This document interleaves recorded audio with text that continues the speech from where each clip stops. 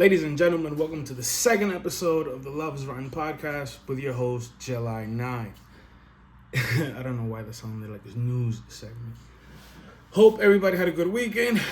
Hope everybody liked the first episode. If not, I would love to hear any comments below. Good, bad, positive, negativo. Hopefully you like the second one better. I have a few things to speak about today, so hopefully you guys are excited as me. So let's get into it. First thing that I'm going to get out the way would be, so I don't know if you guys are familiar with this upcoming collaboration that Jerry Lorenzo, Fear of God, has come in with Adidas. It is, I'm gonna show the picture so you guys can see. I was about to say the wrong thing, wrong brand. But, he did have a shoe with Nike. It was pretty great, amazing, had a lot of good reviews. Had a few, bad reviews, but you would have to understand his brand for you to understand the silhouettes of all his sneakers and his shoes. Excuse me. For it to make sense. The Adidas silhouette now, it is also a brand new silhouette, not a old silhouette. It's a new sneaker, and to me it looks all right. I feel like I have to see it on foot first, or I should say my foot, or just in person, but I will show a picture of those also. But I don't really have anything bad to say about the shoe, because at the end of the day the shoe is a new sneaker, and it's not a bad shoe. It's not an ugly shoe. I like the way it looks. I like, it's just that, and actually like that Adidas sneaker, I guess I'm saying it because it looks more like a performance type of shoe than a going out drip type of sneaker. But pretty sure that somehow it's gonna get mixed in the whole drip thing, because for sure ain't nobody gonna try to play in some Fear of God unless you just got money to buy them. You know what I mean? And not like buy them, but to buy multiple joints, because ain't nobody from the hood just gonna put them on to play ball.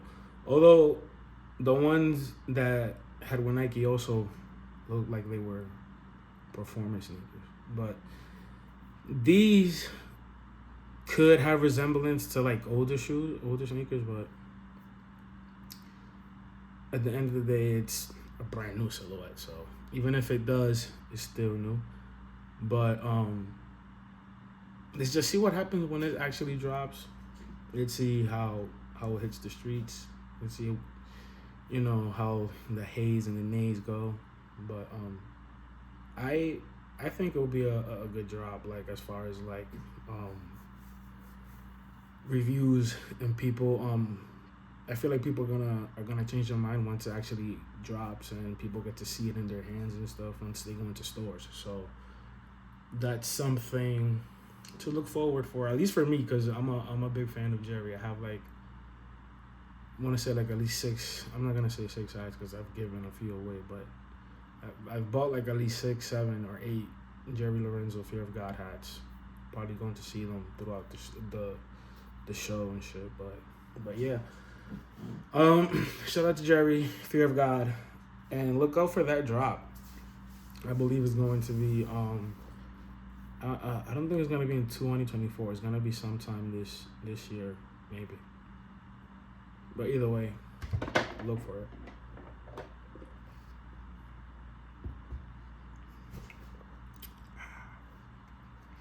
So the next thing I don't know why it sounded like I had a lisp. The next thing. But just to keep it in sneakers and whatnot,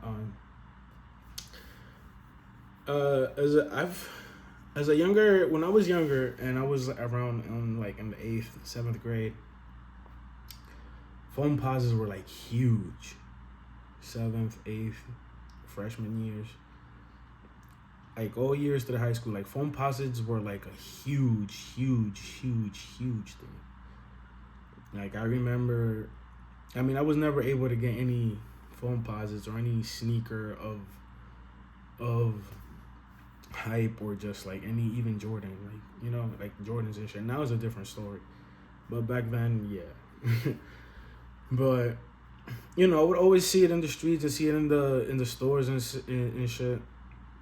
And I remember the Galaxy phones dropping. Like that was like a big thing, a huge thing that had gone on and happened. And like people were going crazy on the lines and stuff. And I heard a bunch of like things going on, like stabbings and even like shootings and stuff like that. But yeah, but I say that to say that they kind of, after a while, they kind of just died out. You'll see people rocking them here and there, but it wasn't like the big thing that it was like once upon a time. Like people just love them joints. I don't know if it's because they just stopped coming out, whatever the case is. But you'll find some places that still has them here and there. But I don't even see people wearing like old joints. Like you'll see like certain people that like either like there's other celebrities or just like you just see somebody with some beat up foams and stuff like that. No, I don't really see anybody like wearing it like back in the day that it was like a drip sneaker or a go-to sneaker. But they're now going to be actually coming back out, so maybe this actually shuts my mouth or actually just gives me an opportunity to actually own. Well, I'm not gonna say my first pair because I've had like at least one or two of them, but maybe the foam era will be coming back out. Next year supposedly is gonna be like a foam thing. A whole bunch of foam posits gonna be coming out, including the Galaxy foam posits. They're gonna retro them, and not even them. They're gonna retro a whole bunch of other ones too, like the eggplants and if I'm not mistaken, I think I saw the electric green joints and a few other ones that I can't really remember right now. But yeah, they're gonna be coming out next year, so I'll probably post a picture of them if I can find them. But don't get mad if I don't. And if you do actually want to see them, like in a picture, let me know in the comments. Maybe somebody does care enough. I'll probably post them. I don't know. But yeah. So for any big foam heads out here, foam posit heads and shit that love these pennies, they're gonna be coming back out next year. And although had the Stussy joints that dropped this year, them joints was pretty valid, pretty solid. So shout out to Stussy on that. Just since we're speaking on penny and shit. But let's keep it on to the next subject now.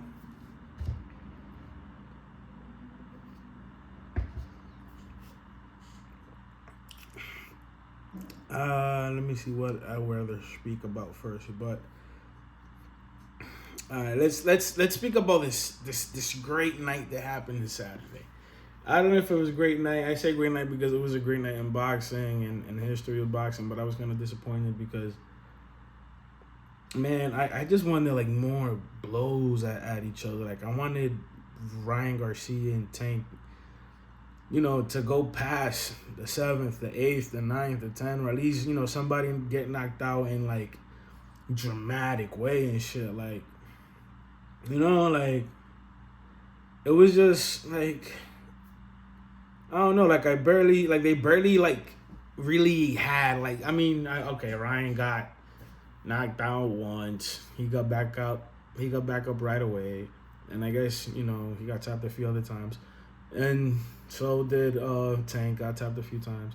But it wasn't nothing crazy. Like even after the first knockdown, I was like, he just got too comfortable because he was winning the beginning of that round. So he was lighting him up a few times. He had him against the ropes. He had him, he was doing a little something. And then he was trying to do something more, and then he got a little too comfortable. He committed a little too much, and bam, things turned around. But then after that, Tank just tapped him in the liver, and then made the liver quiver, and just he had to tap out basically because he couldn't breathe, like he said. And those body shots sometimes paralyze you. Sometimes especially those liver shots and shit, and then the kidney. You feel it more than not. And Eventually, the fight was over, and that's how it ends. But to me, at least, I mean, in some way, I feel like what really stole the show of the night was the outfits. Like, I want to speak about these outfits. Like, at first, I didn't even peep Ryan Garcia's outfit right away because his outfit was like, it was it was calm but loud. You know, like it was flashy but in a little very subtle way. And I didn't even notice it was like an whole Amiri cape that he had on. I just thought it was the shorts. And then until one point, I didn't even really notice it was the shorts had him until he got to the ring. And then the shorts, the way they looked was just fire. I'm gonna show all those pictures too. Them joints was just fire, bro. Like yo, them joints, and there was really like boxing pants, like boxing shorts. Like I'm sure this was had the little things flinging around and joint. Like they were fire. I'm not gonna lie. Like maybe you need to drop them joints and I don't know in limited fashion or whatnot, but I think people might want to buy it. And I don't even think people are even gonna care that he lost in that shit. So it's whatever. But Tank's outfit though. Homie had some inspired skunk dunk boots. And them joints was fire. Shout out to the shoe surgeon who was the one who set that up. The shoe surgeon is this guy who's like known for putting these awkward shoes together and just customizing sneakers and just putting two shoes together that probably don't even belong together in the first place. But he does these amazing things and collabs and whatnot, so check him out. But he's responsible for those boots, and them joints was just fire. And then to go along with that, those human-made pants, bro. Them human-made pants, I don't know if it was Neagle personally who did that or Neagle or somebody in Neagle was human-made camp, but yo, shout out to human made because yo, like them joints, yo, I saw the comment section and people just went flocking to it because I mean I don't know if human made has posted them yet. I should have checked Neagle's page. I'm not sure if Neagle posted that, but for sure I didn't see human made posted, but I saw the comments under their last post and they were going bonkers for those shorts. Like yo, and them joints was fire. And Tank always kills these outfits. Like, I think the last outfit he had was, like, denim tears. And I forget the shoes that he was boxing. But these dudes, like, this dude always kills these, like, his boxing outfits. Amazing. But, yo, like, the one from Saturday night, well, today is Sunday. So, yeah, basically, last night, yo, that joint was crazy. Crazy. Because, yo, the cape, human made also. That nice little robe. And then to top it off, he comes out to Chief Keef Sosa. Like, bro, like even like that, I'm not gonna say that I wanted him to lose, but I just wanted Garcia to put more of a fight. That's what I'm trying to say. Like I wanted Garcia to put more of a fight because I feel like Tank had it too easy. Like I don't feel like Tank got hit much. You know, like like I understand Tank is mad short, and I feel like once Tank found out how good how good of a advantage he had as far as height went, he just once he saw that first little ducking out, it was getting a little uncomfortable for him to land those hooks. Like bro, like even if you pay attention, I don't think he landed not even one of those signature hooks of his from his left hand or his right hand, like whichever one that he's like known for. They was talking about, I just need this one hook, this one job. Like, he never got that John, out. He always had like that right hand right here. And he's just doing this thing right here and just had this one right here. And the whole entire time. He didn't even get his shot off, right? Like, it was just kind of a like I'm not trying to say corny, but it was like damn, like I was really expecting like more hits back and forth. Like, you know, Ryan started leaking a few times, and then it was like, oh man. And then, like, you know, if I wasn't already like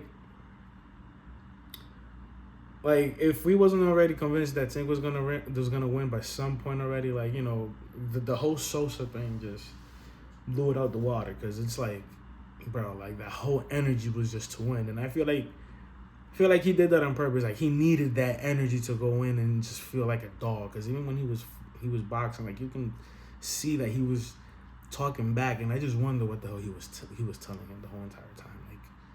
Like it was boxing. Like I know he was trash talking and shit, but like the outfits might have been the thing that stole the whole shebang from the show, from both sides. Cause yo, them joints was crazy. Both outfits. Shout out to Michael Mayer. Shout out to Nego, Human Made, whoever it is that, you know, because I don't know exactly who was responsible for that one, because I haven't seen anybody post it with Nego or Human Made. Maybe Nego did post it because I haven't seen his page, but if he posted it there, I'm pretty sure Human Made would have posted it too. But yeah, man, shout out to Tank. It was a crazy fight, nevertheless. It was a crazy fight. It was packed. There was mad people there. Mad celebrities was there.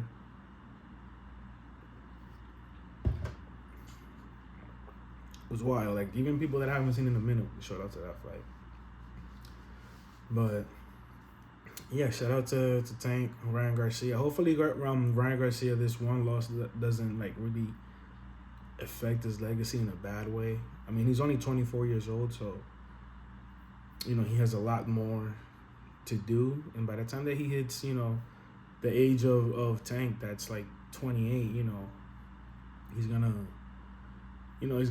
learn a lot of stuff that probably right now was one of the main reasons why he lost last night. Maybe he wasn't experienced enough, which was one of the main things that people were saying, that he wasn't experienced enough for last night's fight. But I don't know if it was that or the height advantage or whatever you want to call it. I mean, it was a fair fight.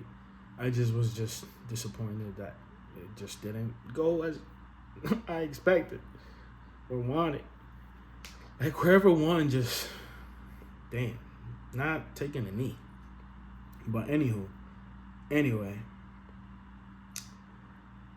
Coachella has been going on fire lately, and one of the main headliners has been Frank Ocean.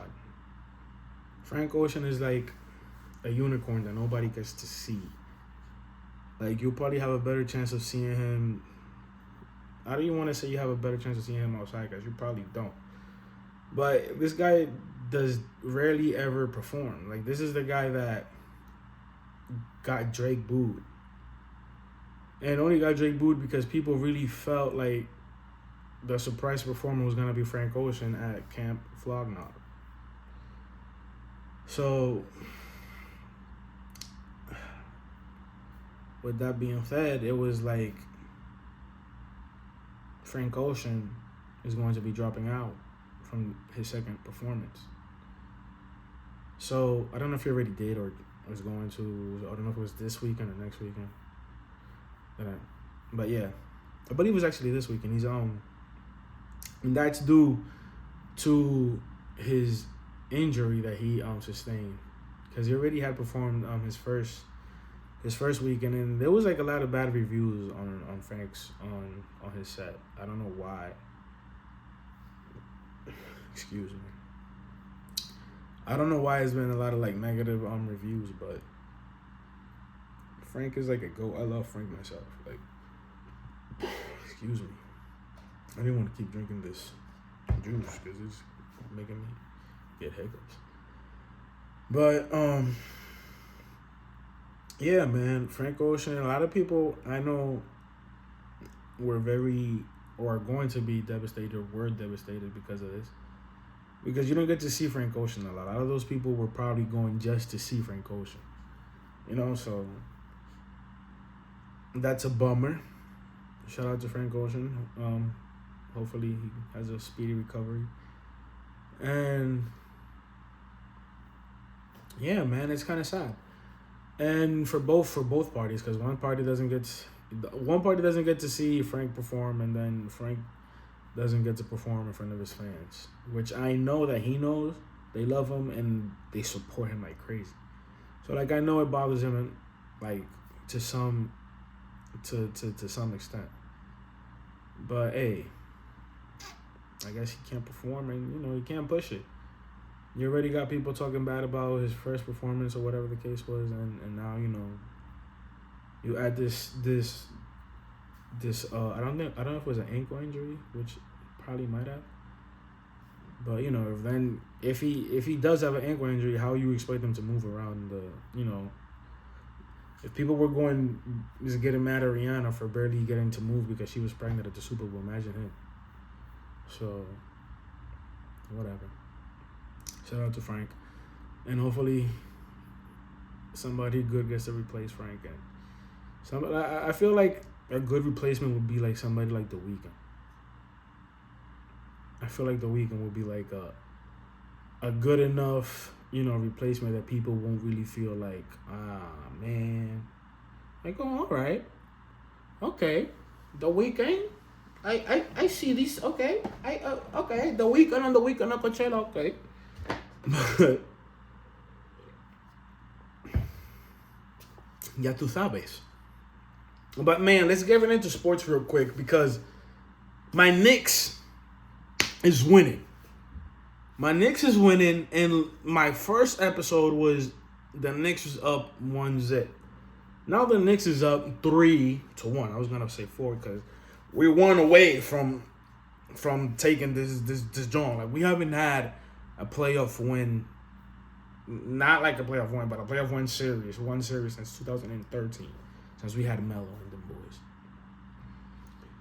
And we are just like balling. And and the Cavs is not a bad team.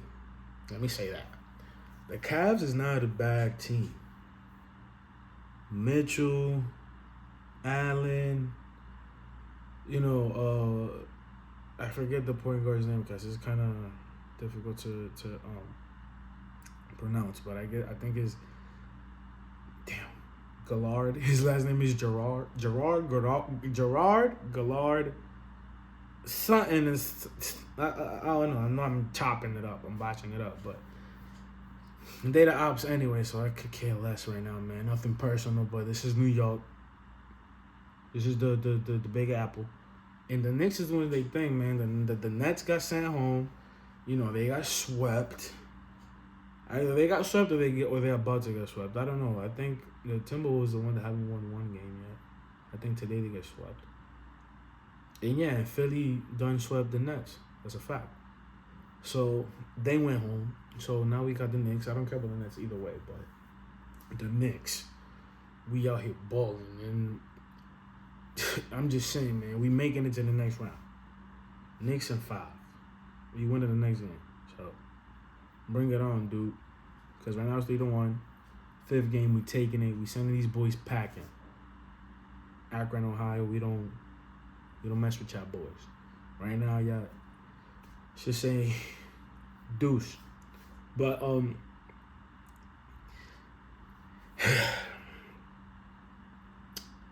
want to speak about the greatest show ever possibly written on TV, for TV. And that show will be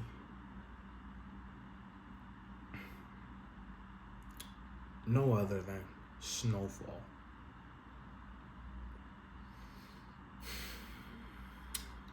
Snowfall. What an amazing show. What a finale of a show, I would say. Like, yo, this last episode, the last season was crazy. Like, when I say crazy, I mean bonkers, bro. Like, wow. And, yo, I hate how Franklin got done, but at the same time, I'm an actor and I write scripts, and I'm not mad at the ending that he had, but it's just the way that we loved Franklin so much, he didn't deserve this ending. But, bro, talk about all these full life moments that were done in this show, that were in this show. Like, let's think about that for 2 seconds. I don't know if you guys realize what I'm talking about. I don't know if you guys even watch the show. Like, I don't know if even if you did not, or even if you did and you don't understand what I'm talking about. Like, this show had like so many full life moments in the show that, like, when I'm kind of, I don't want to say the word right now, but I'm in Libra, you know what I mean? I'm inebriated, you know what I mean? I'm zooted, but the show had a lot of full circle moments. But before we get into that, right? Yo, sis, why couldn't you just wait 5 minutes? 5 stinking minutes. Like, why couldn't you wait 5 minutes for you to decide and shoot Teddy? Like, why? Like, and then I don't know if she did this because of the absentee father that was never there until Franklin decides to get much older, and then he's slanging shit, and then that's when Pops comes around and Franklin doesn't even need him anymore. I don't know if she's mad at him. I don't know if she's mad at Teddy for lying about having him in a jail cell somewhere in Puerto Rico to her face. I don't know if she was trying to keep Franklin from having this money from the CIA that probably would have kept them from being happy, like always being watched, you know, never being safe. And, you know, once you shoot Teddy, that's like the main witness. So it's like you do that and then you kind of like erase Franklin ever being involved in drugs, I would say, other than other people or police officers having some kind of like weird hunch, right? But either way, why the fuck couldn't you wait 5 minutes? Yo, like, this dude went to so much throughout the whole show. And then this is the thing, like, if you're gonna get mad at Franklin for doing all this drug stuff and the money and all this, why not get mad at Leon also for being involved in being rich also? Unless you're just mad because you saw what Franklin did to Jerome, Jerome and Louis, which is another snake bitch. Because if you wasn't the one who was trying to get to the connect behind Franklin, this shit would never happen. Like, I don't know if it was because Franklin was stole the money from them, and she saw that what the money was doing to Franklin. But to some extent, Franklin kind of had these weird justifications for doing what he was doing, because if we would have never went behind his back, he would have never been forced to leave the game and have Teddy just steal all his shit, right? And then to have Louis wanting to do all this other stuff, like not trying. Well, I shouldn't say that, but she wasn't at first. She wasn't trying to help Franklin set Teddy up when he first came peacefully.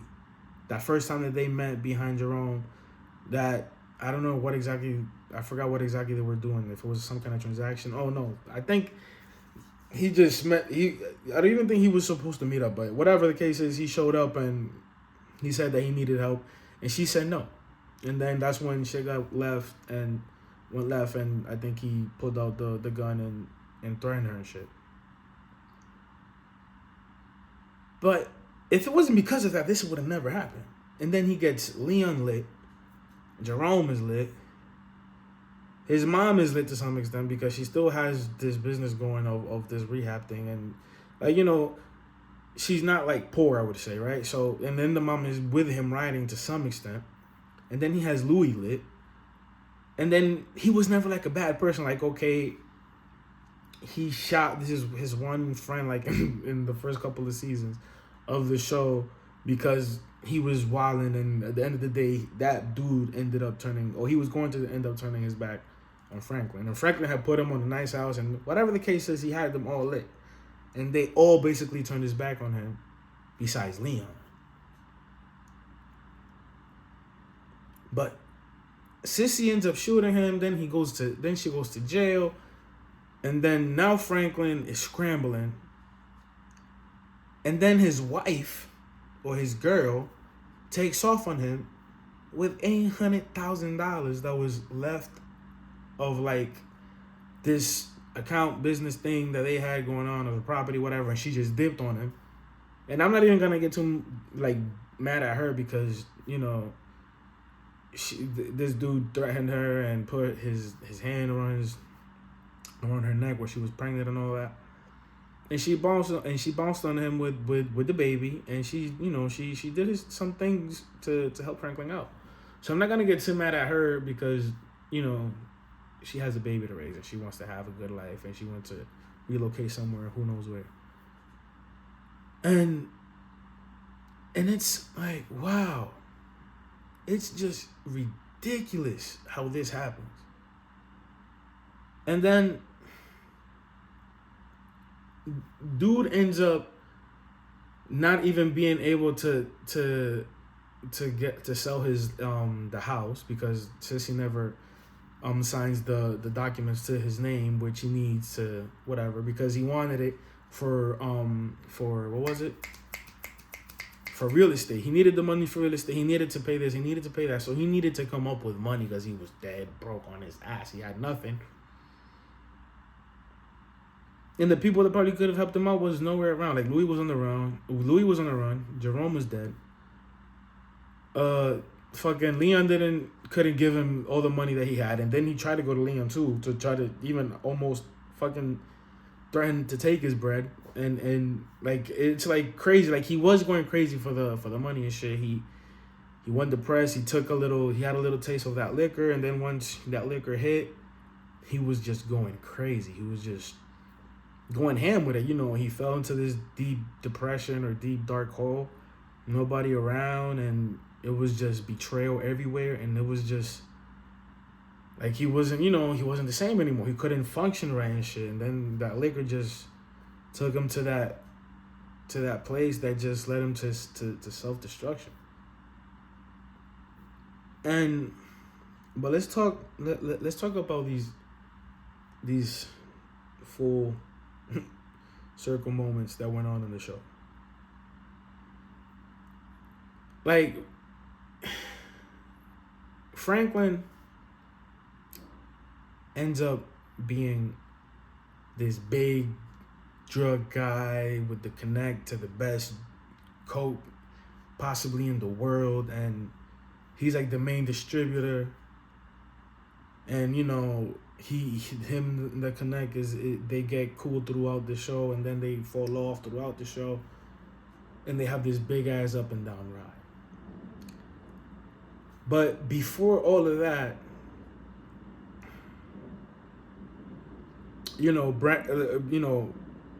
so basically, Franklin, he ends up being broke.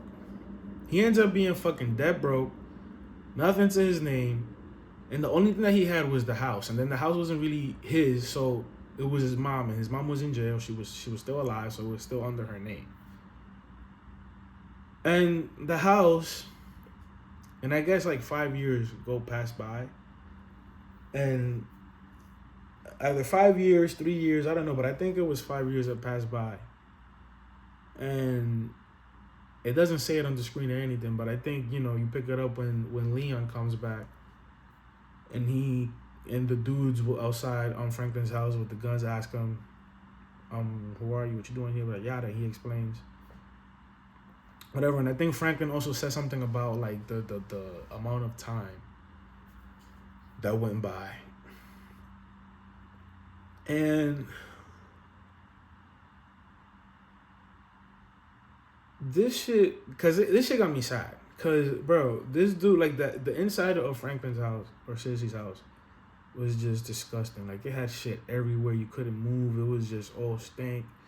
At least it looked like. And then like it just looked like he was just sleeping on top of shit. So Leon comes in and he's banging on the door.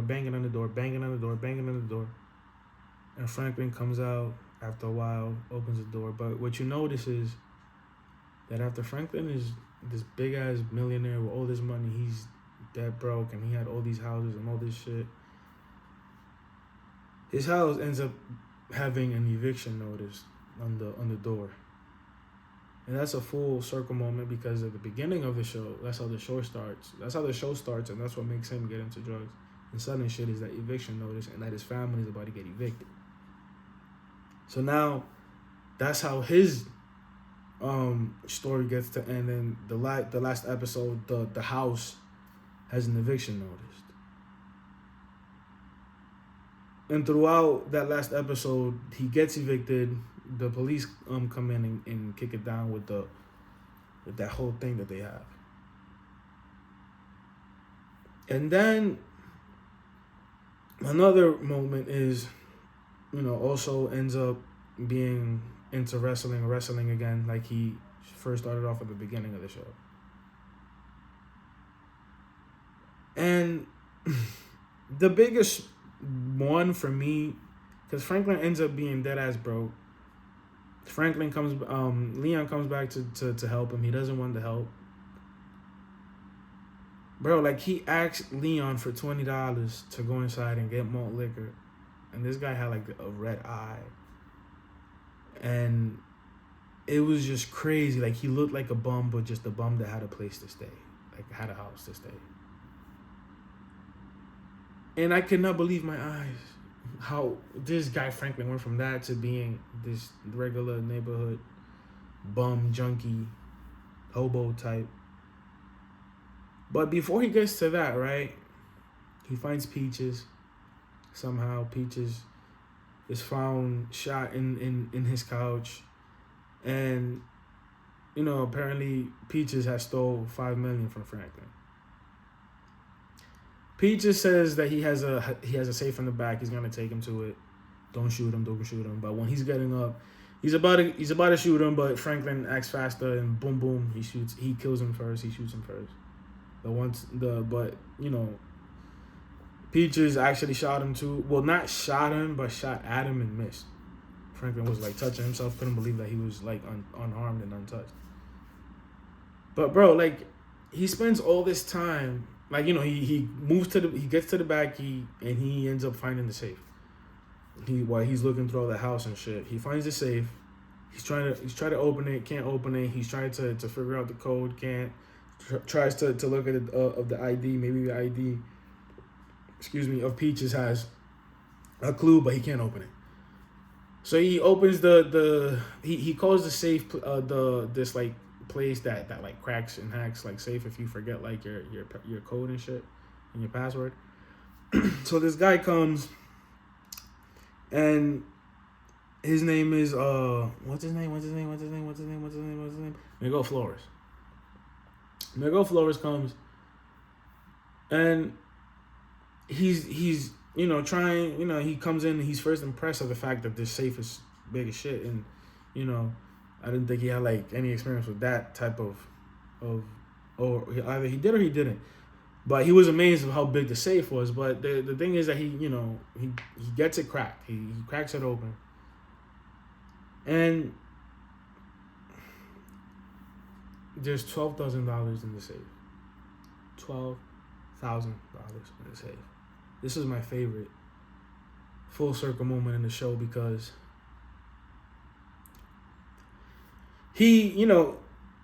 this white dude comes out asking where's Peaches, and Franklin tells him where's Peaches. He's walking him somewhere, and boom, boom, he shoots him. So now he comes back and Miguel's like scared as shit because now he's like, oh, what the fuck did I walk into? And he's telling him, I'm not gonna snitch on you. Please let me go. Yada yada yada. If they tell me, I'm gonna just tell them was a old regular white fucking fiend, like always, whatever. Try, and I believed him. Like, it's also from the hood, so he knows what's up. So I'm pretty sure he's not gonna say anything. And you ask him for his name and shit. He tells you your name. He tells you his name. He tells you that he has a family, whatever.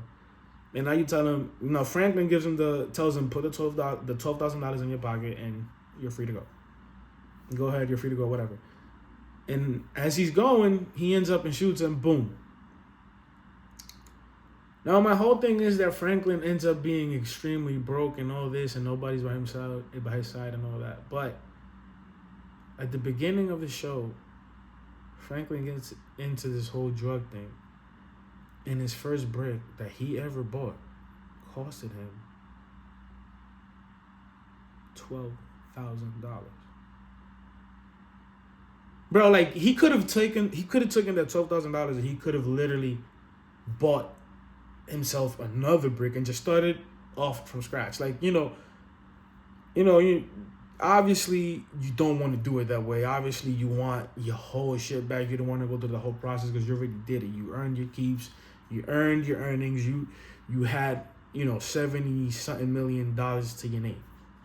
And they just vanished from day to night to day. So I understand, but still, if you see that you don't have anything else, bro, like, that was his opportunity to get back, or at least try to build back again, because, bro, Franklin was a smart nigga. Franklin was a smart nigga. Yeah, throughout the show, he kind of lost his soul, his morals, his priorities, and he lost the vision, more or less, of who he was at first and how he wanted to do it.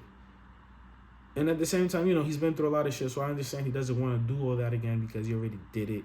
And he did the necessary things he had to do to move the fuck on with his life.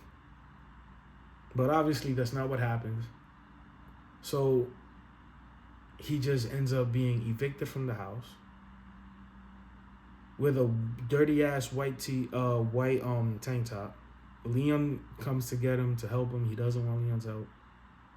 He tells Leon that Leon's his best friend and that's his, his greatest, achievement, or I guess he's like super proud of him. And he just decides to walk away on the fucking sunlight of LA, bro. Like, that got me so mad, his ending. But I understood, because a lot of dudes, that's how they end up either way, broke with nothing or dead in jail. And it just had so many moments that were so relatable and so many quotable moments that, I feel like Snowfall is really probably the greatest show ever written for TV, on TV. And wow. Supposedly, allegedly, they have like a spin-off show coming out. And Leon's girlfriend has like something to do with it. Like she's probably like one of the main cast members or the main cast member. Because she ended up gaining a lot of popularity throughout the show, apparently. But if you have not seen Snowfall, please go check it out. I urge you to. Snowfall is the shit. You will not be disappointed. Greatest show ever. Like, some people don't like I get it. Some people don't like that type of thing. And, I get it. But for the most part, this show is fucking amazing. Go watch it. Snowfall. Shout out to the Knicks. Shout out to Snowfall, Leon, RP, Jerome, Louis.